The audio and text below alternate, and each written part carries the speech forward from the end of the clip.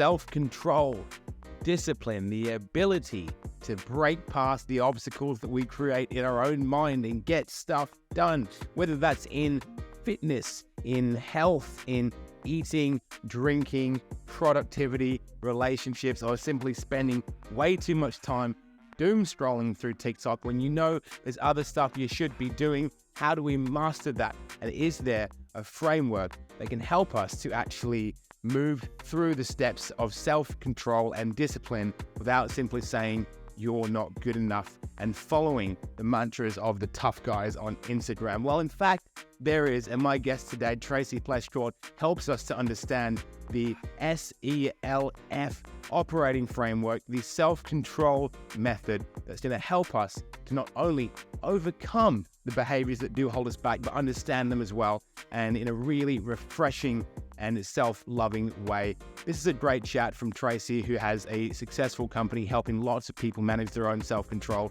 And she even gave me a little bit of coaching on the podcast. If you want to learn more about my life, learn more about how Tracy can help you and others to master your self-control in whatever area of your life you feel like you're struggling in, this is the episode for you. So here it is, guys. Tracy Pleschourt on Coaches to the Moon.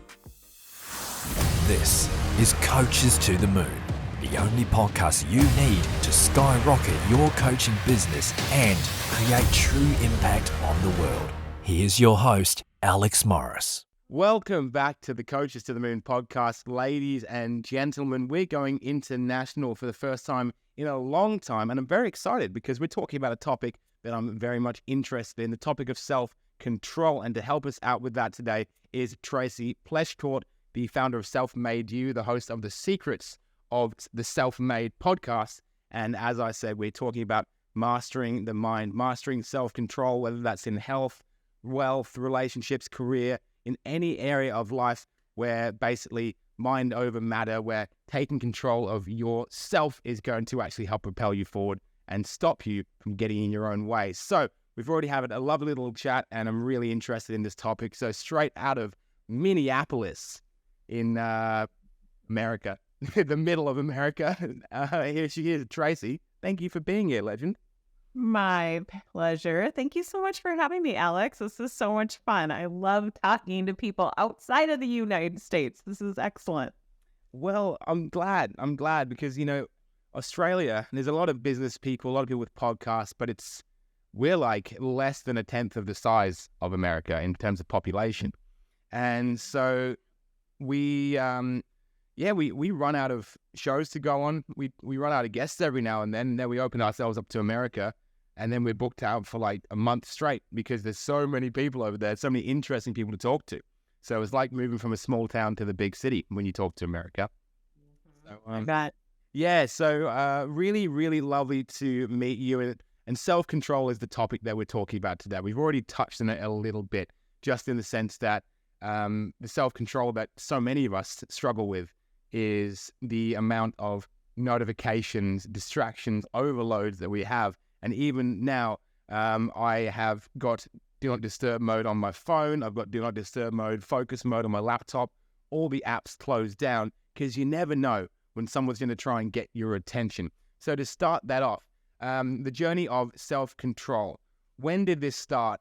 And was it inspired by a certain event or a change in the world that led you down that path?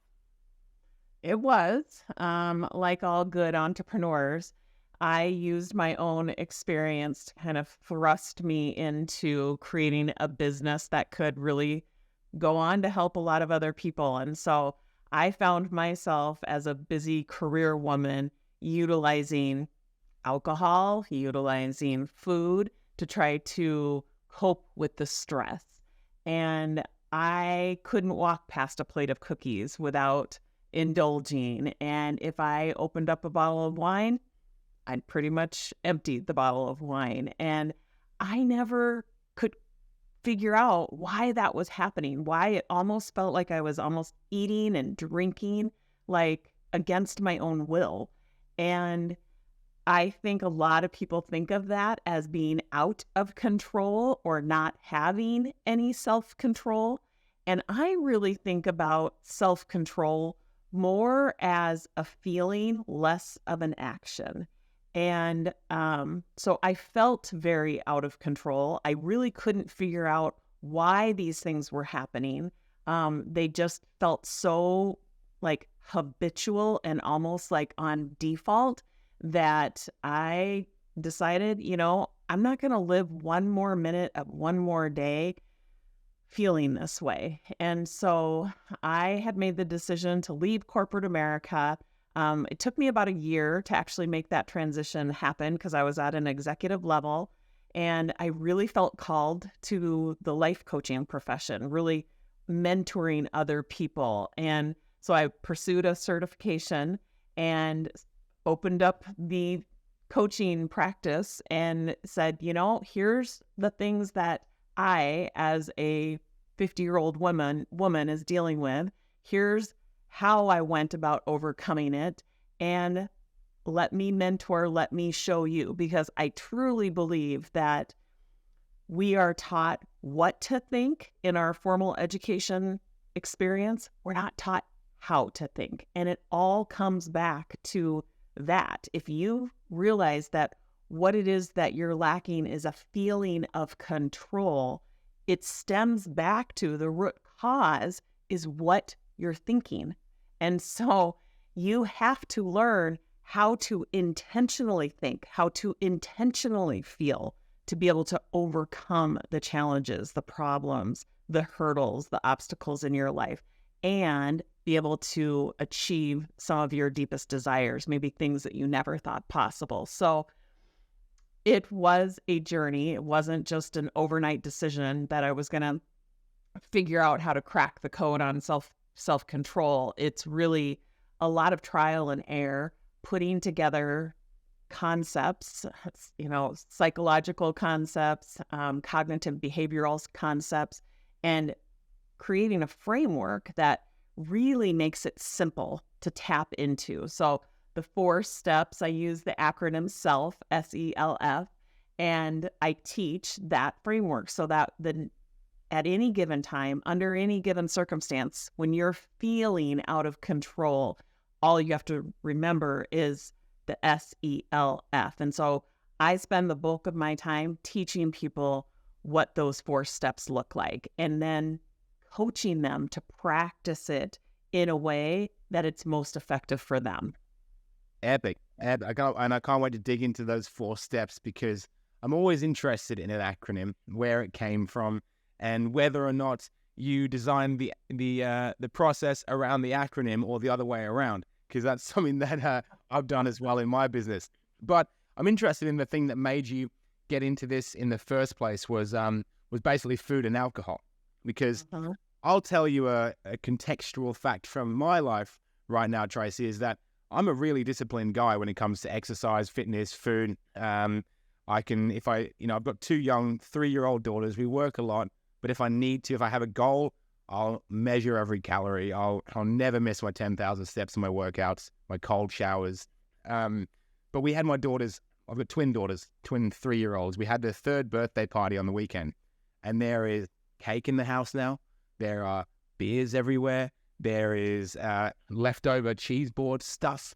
And my goodness, when that stuff's in the fridge, it just goes straight in me, no matter how I feel about it. And it's really interesting that because I've had this sort of shift in my diet for the last few days, just out of what's in the house, a bit of a celebratory, that week after Christmas, before New Year's, when you're kind of just in a cheese fog. I'm in that fog this week. And I walked into the supermarket this morning, and instantly all the pastries and the breads started to look appealing to me. And this is stuff I never eat. And my brain got a taste of it. And now I was thinking, let's get some more of that. And I've never really experienced or become aware of that. And it makes so much sense why people with a standard American or standard Australian diet, when they have those hits of fats and sugar in the morning, that's you're done for the day. You're screwed. Your body's going to search for more and more of it. So that was a physical thing that led you into this self-control journey in the first place. Yeah. What's up, guys? Alex here. If you're enjoying the episode, please don't forget to give us a subscribe on whatever channel or platform you're watching or listening to this. It really helps us to make an amazing show every week. Thank you so much. Back to the episode. Absolutely. Yeah, I never knew. I wasn't taught. I didn't really pursue the education on metabolic health. So I had no idea that, refined carbohydrates, sugar, and flour are basically they're a toxin within themselves, and they have you craving more. So, you have to go on a fast from those things to be able to kind of, limit the amount of cravings that you start to experience. So they do start to perpetuate when you are, indulging in sugar and flour or refined carbohydrates. You will absolutely notice that the cravings start to increase. That is it. It's a metabolic function. It's also a neurological function. So your brain is like, ooh, I'm having these little dopamine hits. I want more of these dopamine hits, right? But your blood glucose is also rising. Your insulin, is now being called on to bring down that blood glucose even more. And you're not tapping into the fat stores as energy. Now you've shifted. If somebody like you, who sounds like they have a pretty disciplined lifestyle, you probably actually are fat adapted, and you probably use the fat stores on your body as a source of energy. But the minute that you start, increasing your sugar and flour intake, now your body's like, well, that's much easier to come by. It doesn't have to work as hard. So it prefers that, right? It actually will take the path of least resistance. And so if you are eating more sugar, more flour, it's going to tap into that glycogen as your energy source. So there's a lot of, biological reasons why that happens, why you start to notice more cravings. I would say the mental side of it, is something that you can't overlook. So you telling me that you are a pretty disciplined person, I would guess that you have some probably hyperachiever type tendencies, that you probably have those narratives coming from your primitive brain, that when it comes to health, you're probably hearing narratives that sound like you must achieve perfection in every aspect of your health journey, or it's not worth attempting at all. So anything less than flawless is a failure and unacceptable. That is a very common saboteur narrative that so many very driven, goal-oriented people hear. And it's not because you're broken. It's because you actually are a driven, pragmatic, goal-oriented, adaptable, self-directed person. But when your primitive brain is loud and kind of in charge, that's what you're hearing. And often you don't know any better, and you'll start reacting as if the thoughts that it's offering you are the truth. And almost every thought that comes from our primitive brain is very dramatic and exaggerated and untrue. But a lot of people don't know that. And so they tend to react to it, and they'll just eat the cake because it's there. There's cake. It must be eaten, right? If I don't eat it now, it won't be there when I come back. So I might as well eat it. Or I'll eat it now and I'll get back on to, the program tomorrow, right? We all hear those saboteur narratives. The goal is to notice them, not react, and respond. Respond with either empathy or understanding or discovery of what other factors are going on, really slowing your roll so you recognize what's actually going on, that you're just operating from your primitive brain, not I like to call it your prodigy brain. And it's not a problem, but you just want to have an awareness of that. So you have a lot of things going on. It's a mental, physical, emotional, and a metabolic, cocktail going on right now. Yeah, man. I was getting these other words that I thought, maybe his 3-year-olds are listening. That's probably not a good choice of words. Anything goes here on Coaches to the Moon podcast. We don't have nearly enough listeners for anyone to care if you're swearing or saying something controversial. So that's all good. And my wife will always call me out if any four-letter words or anything inappropriate flips out of my mouth in front of the girls.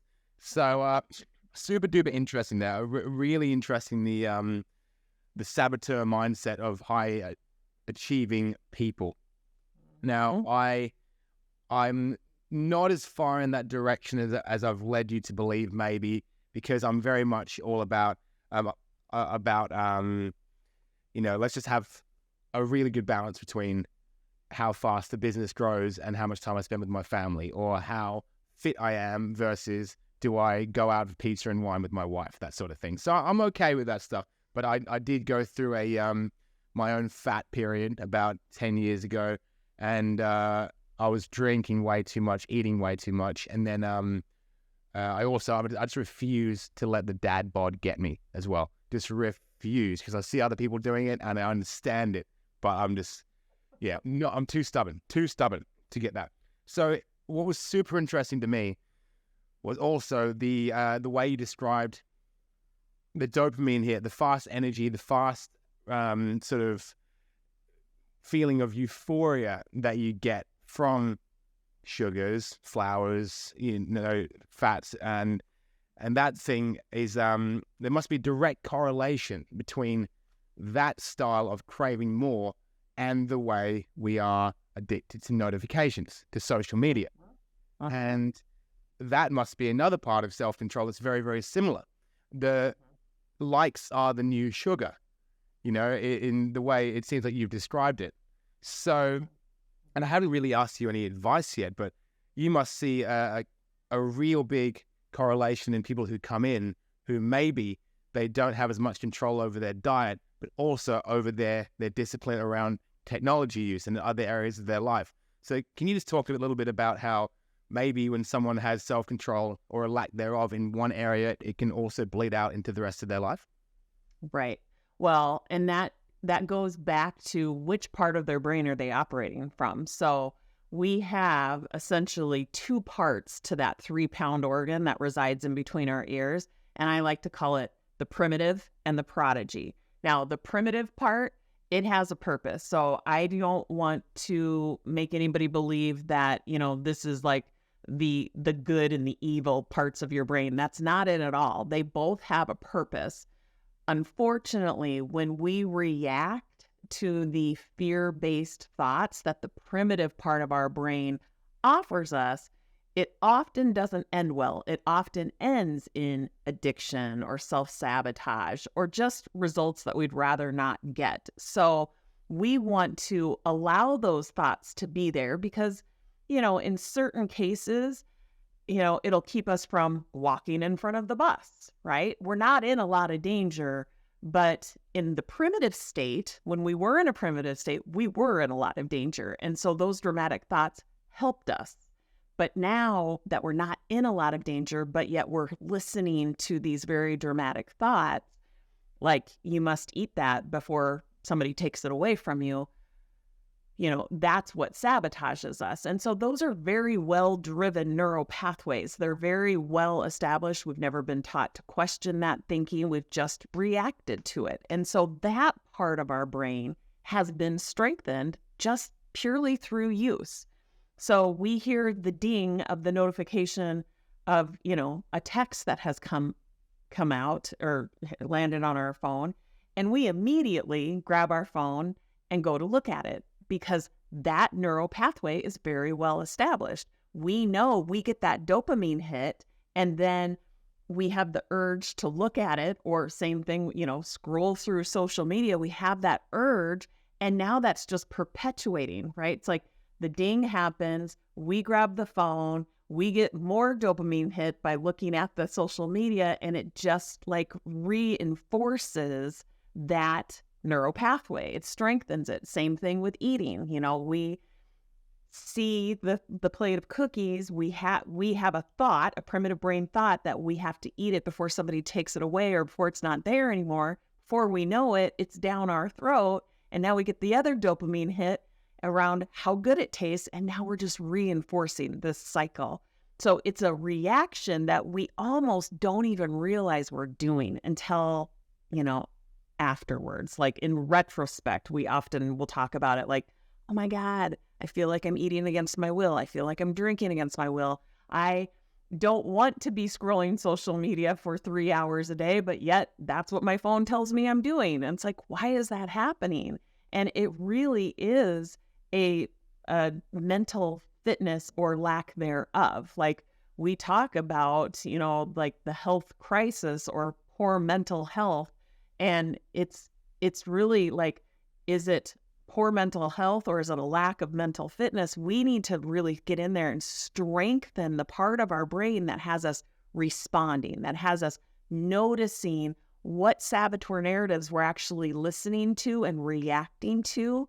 And instead of reacting, asking it questions, noticing that it's there, recognizing that, yeah, we did indulge in these urges at one time because we didn't know any better.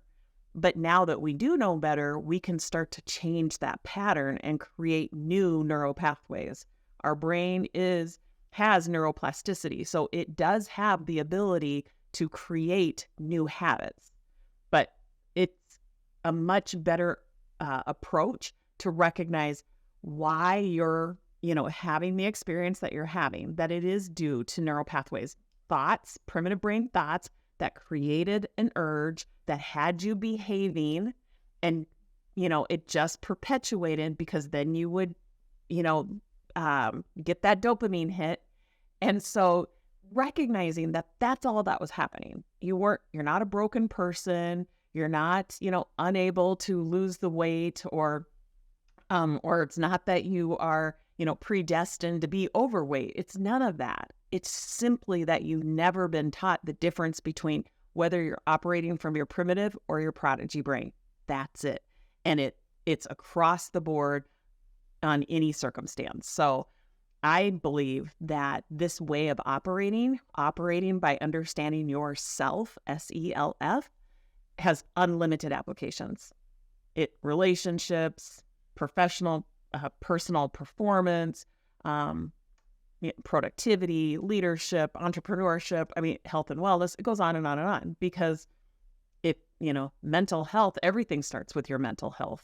And so we look at it as kind of a mental fitness regime, like a commitment to improving your mental fitness, to strengthening the prodigy brain so that you can actually battle or turn down the volume of the primitive brain and start to listen more to that prodigy brain. What a cool way of explaining it, Tracy. And I do enjoy you coming out, talking about self-control, what others would call discipline, which is a very big word in the sort of personal development space. But coming from a place of you're not a bad person, you're not lazy, you're not broken. You just got to, work. If you want to work on these things, then self-awareness and knowing about it and then just moving past it is the next step. So I really do appreciate that because I used to come from a real, hardline school of, if you don't do this, it's because you're a little bitch, because you've got no discipline, that sort of thing. And I don't know, I went to a private school, maybe that private all boys school, maybe it's come from that sort of thing. But either way, pretty judgmental. Yeah, pretty old school dad as well, who's just like, just get it done, son, that sort of thing. So now let's talk about how we can actually start to make those changes to address it when you're living too much in that primitive brain and letting your instincts make decisions for you that may not be in your best interest. And I'm sure that the way of dealing with that is with the self operating system, SELF, which you've designed. So please, finally, take us through the self system, what it is and how we use it. Yeah. So, Alex, the first thing I would want all of your listeners to know is that you get to decide whether something is a problem or not. So really be kind of on the lookout. Make sure you're asking yourself the questions of, what are my beliefs around over drinking or overeating or, what's enough? What's too much? Like, you get to decide when something is quote unquote a problem. So A lot of people come into our programs and they are kind of indoctrinated into, what's too much or what's enough. And it's like, no. You are an adult living under free will. You get to decide if it's become a problem, if it's kept you from living your best life. Like, that's how I would help people make that decision. So you start there. You get to decide what is and isn't a problem. And once you decide what it is that you want to change, now I want to know, like, why? Why do you want to change that? Because that's something that's really going to ground you into taking these next 4 steps, the S, the E, the L, the F. That why is really going to help you gain some momentum. I'm also very curious as to, like, what does that ideal outcome look like? So those are a couple, like, preliminary questions that I would want you to ask yourself. Like, why is it a problem? What's the ideal outcome? And why do I want that? So that we have a really good starting point and we know what the end point looks like. So, not unlike a GPS that you are going to use to, navigate you from point A to point Z, you got to know where you're at. You got to know where you're going in order for that GPS to work properly. So those are a few early preliminary questions that I would want you to ask yourself. Now, the S of the self-operating system stands for self-coaching. Self-coaching is just the art of asking yourself questions. How am I feeling? Why am I feeling that way? Those 2 questions reveal a lot. They reveal which part of your brain you're operating from. So if you're feeling depressed, if you're feeling desperate, overwhelmed, frustrated, confused, those are all very telltale signs that you're operating from your primitive brain. Your primitive brain offers you fear-based thoughts, okay? All of your feelings, 100% of them, come from your thoughts. Thoughts are what generate your feelings. So I want you to be asking yourself every single day, the earlier the better, how am I feeling and why? The answer to the and why reveals the thoughts. Okay, so that will reveal which part of your brain you're operating from. Again, your primitive brain is much, much stronger. It has been overused for decades. So, of course, that is going to be the default part of your brain that's going to be offering you thoughts. It's very subconscious. You have no awareness often that these thoughts are even coming to you or that you're even reacting to them. But through self-coaching, asking yourself very simple questions, you will be able to reveal which part of your brain you're operating from.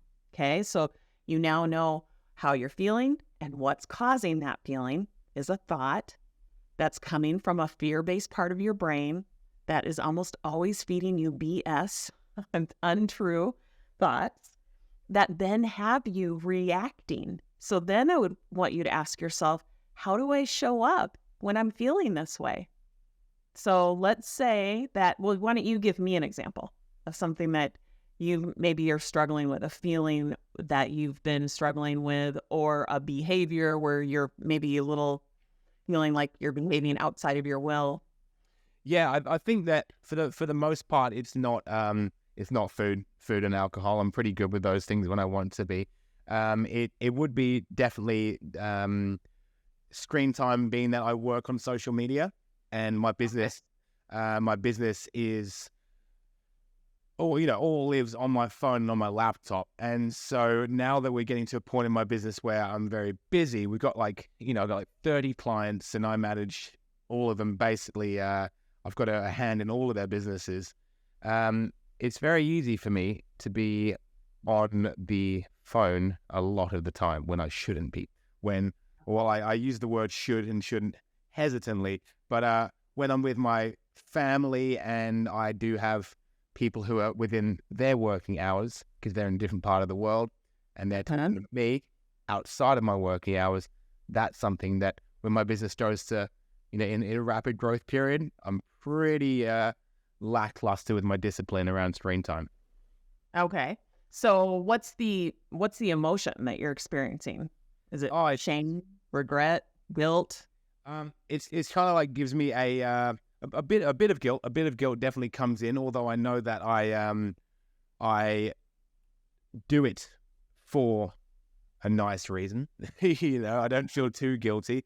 I think definitely there's a sort of a little stomachache anxiety that comes through when I'm constantly trying to give my attention to 2 or 3 different things at once. I feel like I'm not doing any of them as well as I could. So I'm not giving my clients my best attention, nor am I giving my family my best attention, which makes me bad at poor quality effort in both those areas. So I think I get I get anxiety in my stomach. That's where I feel it. And that's definitely what I get. I feel overwhelmed and anxious. Okay. And tell me why. If you had to really kind of pinpoint what that thought is that is probably happening in a very unintentional, subconscious way, what do you think that is? Do you feel like you have a need to control the feelings? Do you feel like you should be able to control the circumstances? Tell you what is, I feel like I owe everyone so much more than I'm giving them at that time. So I owe my wife and my kids more. I owe my clients more than I'm giving them. And that's probably what it is. So if I had to pinpoint that and dig further into that, it would be a sense that I'm only valuable when I am giving stuff to people. Okay. All right. So now you know that. Do you think that that's the narrative that you're listening to, which is you're recognizing that is what's causing this level of anxiety. So that narrative that you're kind of never good enough, like you can't do enough. Yeah. Do you think how true do you think that is? I think that elements of giving time and to my family and giving and delivering what I promised for my business are very important. However, if I compared the amount of time and energy that my family gets to what I know a lot of families get, it is phenomenal. I work from home and I think I'm a very, very good dad. And I also think I have very good relationships with most of my clients. So it's probably not as true as I like to make myself think. No. Uh-huh. But when you are kind of misguided by those saboteur type narratives and you're feeling anxious, notice how you show up. Notice what you do, what you don't do, what the negative self-talk is that's going on in your head. How we probably tend to hide a little bit, or we start to shut down. You start to see it showing up in other areas of your life. So right now we're talking in the context of work, but that hyperachiever narrative starts to show up in our relationships. It starts to show up in our health.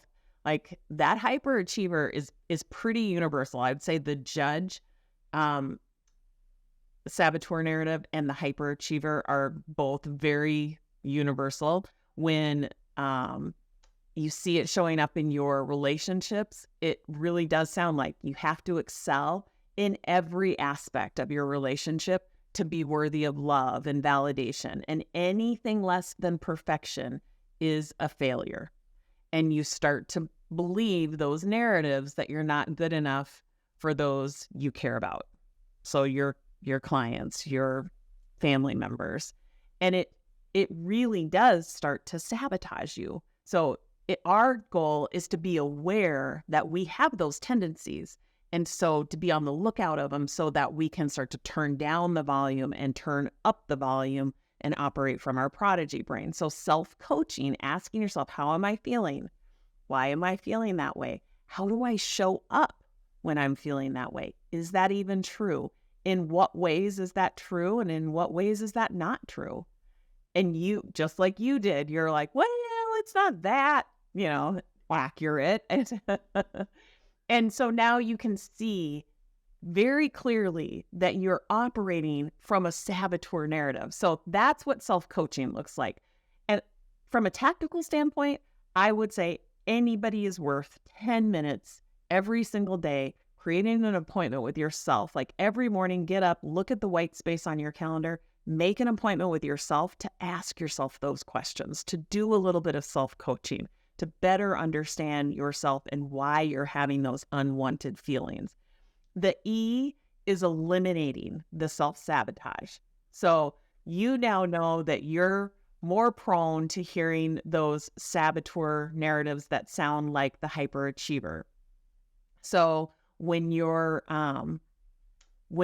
are hearing the saboteur hyperachiever narrative in the context of your finances, it's gonna sound like you have to constantly strive for more wealth and more success. No matter how much money you have, it's really never enough, and you'll never truly be satisfied with your financial achievements. It always has you moving that finish line.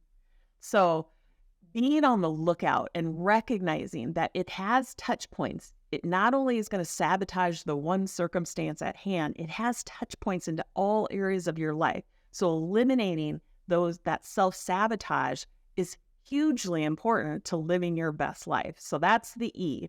And there's some deep breathing exercises. Any sort of mindfulness techniques will bring you into that heightened sense of awareness and calm things down, slow things down. It'll get you out of that reactive state and more into an intentional state.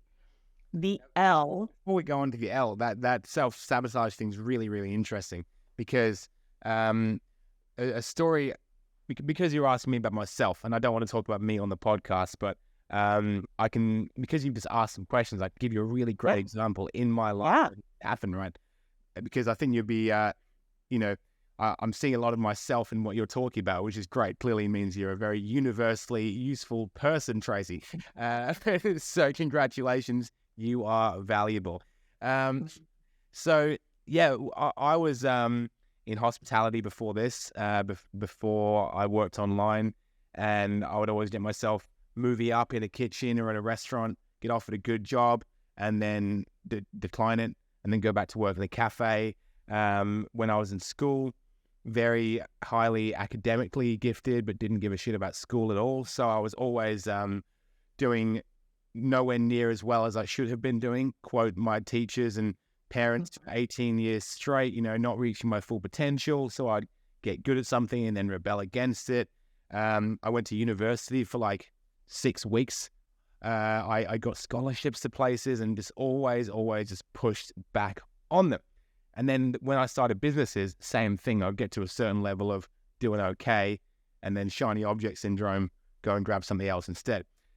Now, when I did an NLP course, like, I don't know, maybe 5-6 years ago, I was constantly in a cycle of just terrible business decisions where I was always just trying to do the next big thing and always screwing it up. And through someone doing kind of what you did to me just then, asking those deeper and deeper questions, but she did it when I was in this mild sort of hypnosis state, it revealed that because of my, probably looking at my hyperachiever dad, I was starting to believe that this is the only way you can be successful, is to tick all these boxes. And if I'm not being him, then I'm not being valuable. And so in me noticing that, I've been able to, for the most part, eliminate that self-sabotage from my life in a longer scale. I love what you're talking about what you're talking about with self-coaching, eliminating self-sabotage through breathing exercises. Feels like that's much more of an instantaneous way of doing it. If you find yourself at the fridge with the cake and the bottle and the social media, that sort of thing. But I guess that I'm seeing this manifest in my life in a much longer term way, and so I thought I'd just drop that in there because you might find it interesting. Yeah. Well, and I think that's such a good point to make, that where are these messages coming from? Yeah, they're coming from our primitive brain, but why is our primitive brain like grabbing on to some of these narratives that sound like our dad or sound like, it's like, so of course we all have been exposed to messaging, whether we are, socialized through this messaging. Within our culture.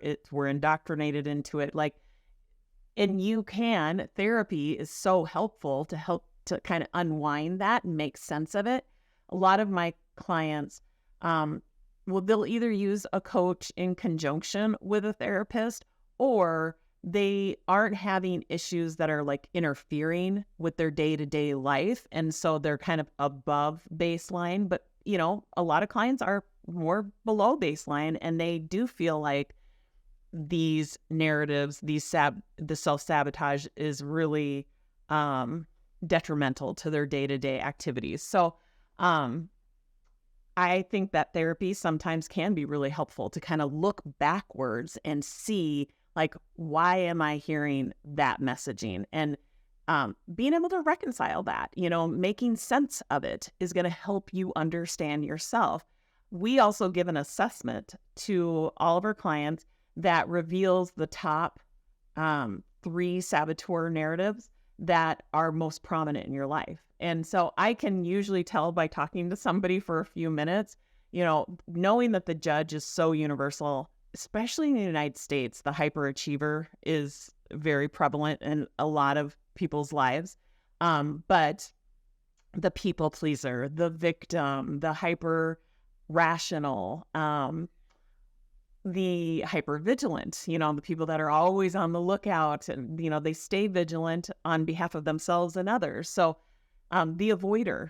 So there are 10 saboteurs that once you are aware of the prominence in your life, now you can find them much easier, and you can kind of look for them in those bigger life events. So yes, I do help people through the kind of the micro events of, over drinking or overeating, but sometimes it is applicable in the bigger life events as well. And so those assessments can be really helpful, the day-to-day looking out for, what you might be hearing and reacting to.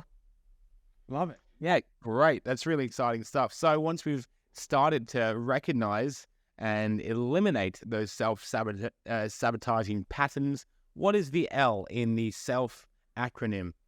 Yes. So the L is leveraging the prodigy brain strengths.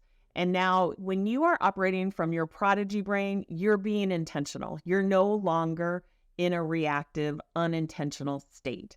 So I like to get my clients to shift into an intentional state by doing those deep breathing techniques. Any sort of mindfulness technique takes intention. So you are operating from your prefrontal cortex, your prodigy brain, when you're being intentional. So that's the easiest way to make that shift. So now you're standing at the door of your prodigy brain. You actually have access to strengths like empathy, discovery, innovation. You can navigate utilizing your values, and you can activate with clear, calm, concise, confident actions only from your prodigy brain. So doing some sort of mindfulness technique like a deep breathing technique with intention puts you in the doorway of your prodigy brain, and now you have access to empathy. Empathy is huge. When you can have empathy for yourself, you will find yourself having more empathy for others. Us hyperachievers, we really need to start to tap into empathy for ourselves. We engage in such a beatdown, so much self-loathing, so much self-judgment, that empathy is exactly what we need. So that is the most loving way that you can respond to either yourself, to others, or even to circumstances. And again, it's only available to you when you're operating from your prodigy brain. So from a productivity standpoint, empathy would sound like, I'm cultivating a more balanced approach to productivity. I encounter setbacks, but I also remind myself that growth is a journey, not a destination. Every single step I take towards improvement is a testament to my resilience. That's what empathy sounds like. And so you can tap into those kind of intentional thoughts when you're operating from your prodigy brain. So we want to start to strengthen. We know that those kind of strengths are available to us. So I use acronyms to remind myself, okay, what are the strengths that I can intentionally tap into now that I'm being intentional? Empathy is always number one, and it's applicable under any circumstance, just like the whole operating system is. So that's leveraging the prodigy brain strength. There's 5 strengths in specifically that I teach you how to tap into. And then finally, forging intentional results is the F. That looks like making a commitment to yourself every single day to do the self-coaching and to be resourceful. Understand whatever your problem is or whatever the goal is that you're looking to achieve. Of course, there's best practices, of course, but we don't start there. As you can see, that's the 4th step in a 4-step process. So unlike a lot of other programs, we do not lean into the best practices. We do not give you a checklist and send you on your way. We get you in the right frame of mind so that best practices actually happen organically, so that you're feeling motivated. You're not feeling desperate. You're not taking action from a desperation. You're taking action from motivation or curiosity or confidence, right? It's like, it's night and day difference. And you have to understand that the mindset has to come first. Those first 3 steps are, in that order on purpose, so that when you get to the best practices, that they almost feel organic. It feels easy. It feels like you're in flow. There is no uphill battle. There is no grind. And I would say a lot of other programs, especially weight loss programs, they leave those first 3 steps out because they know you'll be back, because the primitive neural pathways that are established, they've got a hold on you. And if you don't understand, why by default you're reacting to them, how you got to where you were, you will absolutely find yourself back there. So it's super important that you follow the 4 steps in that order.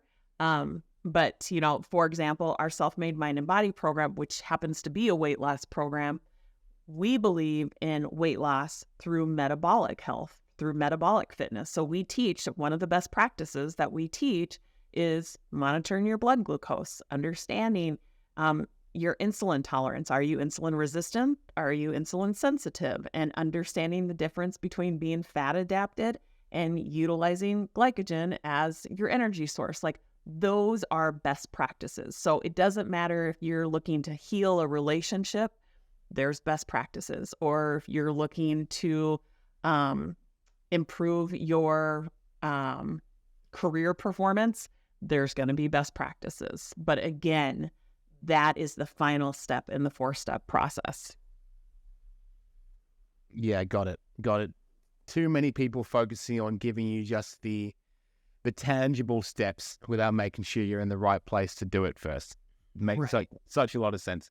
Makes so much sense. And I, as someone who's been through a lot of those challenges with both career, finance, health, that sort of thing, I can see where 100% knowing why you face those challenges, and then taking active steps to eliminate them and feel fine about them in the moment as well can be so powerful.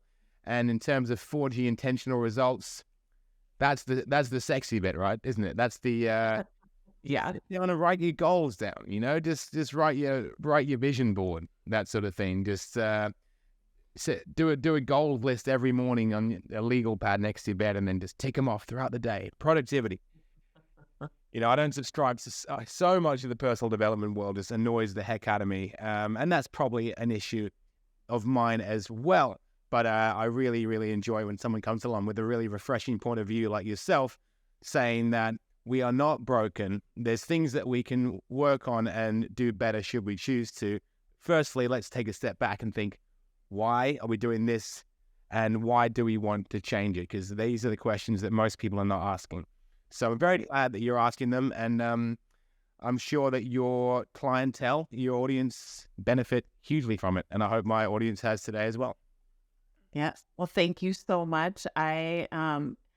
One piece of parting advice is make that appointment with yourself. The earlier in the day, the better. It doesn't have to take a lot of time, but just tapping into yourself, asking yourself, how are you feeling and why, will pay dividends throughout your day. You will start to understand why you show up the way you do. You will start to have more empathy and recognize that a lot of the coping techniques that you've used in the past have been just by default, or you have never questioned the validity of them. And so that can all come to light. You can heighten your awareness around that in just 10 minutes a day. So find the white space on your calendar and make that appointment with yourself. Parting advice that we all can listen to. Really, really cool, Tracy. I think that there's so many things I'd love to dig into and how to apply these steps in, mostly in a business environment, which is what our audience is here for. But I think that when we get a real macro look at success steps that can be applicable to everyone, no matter what business they've got, what social media platforms they use, what softwares they use. I know you're a fan of Kajabi, I believe, from digging into your Instagram. It doesn't really matter. You can apply those 4 steps: self-coaching, eliminating self-sabotage, leveraging the prodigy brain, and forging intentional results. Hugely helpful advice. So I cannot thank you enough, Tracy Pleschourt, for being here today. It's been really great. Thanks, Alex. It's been a pleasure. We're going to make sure that we have all of your links, depending on what platform you're watching this on, either above, below, to the side, within this particular podcast episode. If you're listening to this one or watch it, we love you so much for that. I'll be back in 2 days' time with another episode of Coaches to the Moon. Until then, thanks for listening. Much love and peace out. Hey guys, I really hope you enjoyed today's episode. Thank you so much for sticking around to the end. If you love our guests, then in the show notes of this episode, you can find their socials, you can follow them, you can learn more about all the free resources and programs they've got. I highly recommend you do it. Until then, thank you so much. I'll be back here next week with Coaches to the Moon. Have an amazing day. Peace out. Coaches to the Moon will be back next week. Until then, reach us on Facebook at To The Moon Digital Marketing.